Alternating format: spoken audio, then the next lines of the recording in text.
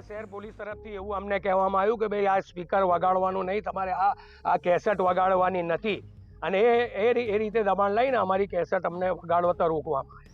અમારી આગામી દિવસોમાં અમે છેક ઉપર સુધી કલેક્ટર સાહેબને કે આપણે પ્રાદેશિક કમિશનરશ્રીને અને જ્યાં જ્યાં નિયામકશ્રીને તમામને આમના જેટલા આ ભ્રષ્ટાચાર છે, જે પ્રજાના પ્રશ્નો છે ને તમામની રજૂઆત અમે ઉપર સુધી પહોંચાડીશું.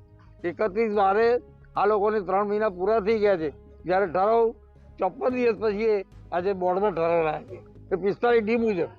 એટલે બીજા પબ્લિકના છે, ગાર્ડન કમિટીના, એ બધા રોજમદારોના ઠરાવ અંદર એમને કરવામાં આવ્યા છે. અને આ જે બધી આઈટમ હતી, અમે આવક જાવક હિસાબો છે, આવક જાવકના હિસાબો પણ સીધા જ બોર્ડમાં લાવ્યા છે, કોઈ કમિટીમાં લઈ ગયા નથી. આવા કેટલા ઠરાવ છે કે આવા બધા ઠરાવ સીધા ડાયરેક્ટ બોર્ડમાં લાવ્યા છે. કમિટી અસ્તિત્વમાં હોવા છતાં વધુમાં એમણે જે 8 કાઉન્સિલરથીના રાજીનામાની વાત કરે છે, પણ આજની તારીખ સુધી રાજીનામા સ્વીકાર્યા છે એનો કોઈ ઉલ્લેખ કરતા નથી. વારંવાર લેખિત આપી છે